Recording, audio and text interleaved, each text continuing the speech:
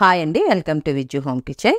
ఇవాళ టమాటా బాత్ రెసిపీని 10 నిమిషాల్లో టేస్ట్గా ఈజీగా ఎలా తయారు చేసుకోవాలో చిన్న వీడియోలో చూపిస్తానండి. ఇది వేడి మీద తింటే చాలా టేస్ట్గా ఉంటుంది, చేసుకోవడం కూడా ఈజీయేనే. ఇప్పుడు దీన్ని ఎలా తయారు చేసుకోవాలో చూద్దాం. వీడియోలోకి వెళ్ళే ముందు ఒక్క లైక్ చేయండి ఫ్రెండ్స్.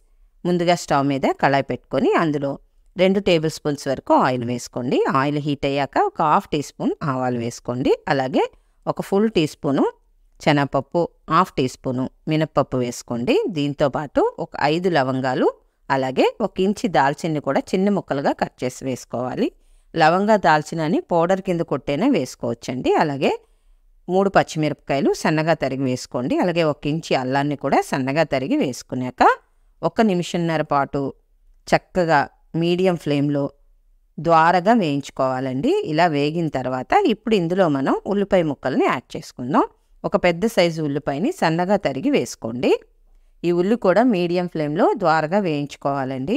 అలా వేగితేనే మనకి టమాటా బాత్ టేస్ట్గా ఉంటుంది. కొంచెం ఇలా వేగిన తర్వాత ఇందులో మనం చిటికెడు పసుపును కూడా యాడ్ చేసుకుందాం. పసుపు వేసిన తర్వాత కూడా పచ్చివాసన లేకుండా మొత్తం అంతా ఒకసారి ఆయిల్లో కలుపుతూ వేయించుకోండి. ఫ్రెండ్స్, ఈలోగా ఈ వీడియోకి ఒక్క లైక్ చేయండి ఫ్రెండ్స్.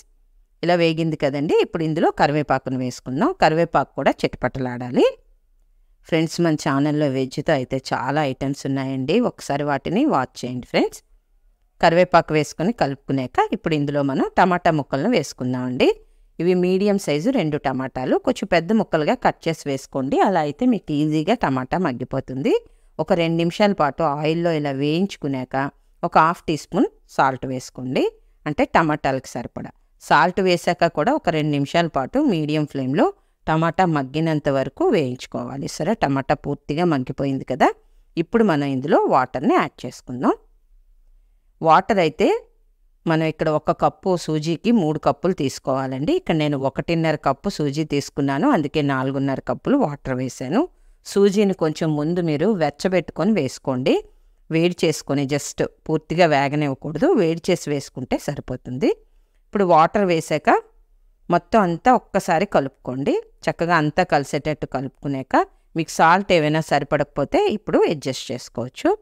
హై ఫ్లేమ్లో పెట్టుకొని ఎసరు ఇలా తెలతలా మరగాలి. మరుగుతున్నప్పుడు మనం సూజీ వేసేయాలండి. సూజీ వేస్తున్నప్పుడు మీడియంలోకి అడ్జస్ట్ చేసుకొని సూజీ వేసుకోండి. లేదు అంటే మీకు స్టవ్ మీద అంతా తుల్లిపోతుంది, దట్టు ఉండలు కట్టేస్తాయండి. అందుకే మీడియంలో పెట్టుకొని వేసుకోవాలి.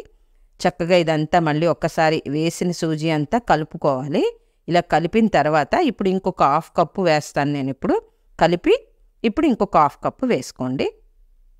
అలా వేస్తేనే మనకి ఉండలు లేకుండా చక్కగా అంతా కలుస్తుందండి. ఇప్పుడు సూజీని వేసేద్దాం. వేసుకొని మళ్ళీ ఒక్కసారి మొత్తం కలుపుకోండి. ఇలా గడి తిప్పుతూ కలిపామనుకోండి, ఎక్కడ ఉండలేకుండా మీకు సాఫ్ట్గా వస్తుందండి టమాటా బాత్. సరే, ఇలా చక్కగా రావాలి. అంటే ఈ కన్సిస్టెన్సీ వచ్చినప్పుడు మనం స్టవ్ బంద్ చేసేసి చక్కగా వేయించుకున్న జీడి పలుకులు ఒక 2 టేబుల్ స్పూన్స్ ఆయిల్ వేసుకోండి. ఇక్కడ ఒకటే మీకు వేసినట్టు కనిపించింది, నేను ఇక్కడ 2 టేబుల్ స్పూన్స్ వేసాను. వేసుకొని చక్కగా కలుపుకోండి. లాస్ట్లో వేసుకుంటేనే నెయ్యి మనకి ఈ ఫ్లేవరు చాలా టేస్ట్గా ఉంటుందండి. సరే, ఈ కన్సిస్టెన్సీ వచ్చాక ఆపేసి సన్నగా తరిగిన కొత్తిమీర వేసుకోండి. మీకు ఇష్టం లేకపోతే అవాయిడ్ చేయొచ్చు. ఫ్రెండ్స్, మీకు నచ్చిందా? మీకు నచ్చినట్లయితే తప్పకుండా ట్రై చేయండి ఫ్రెండ్స్.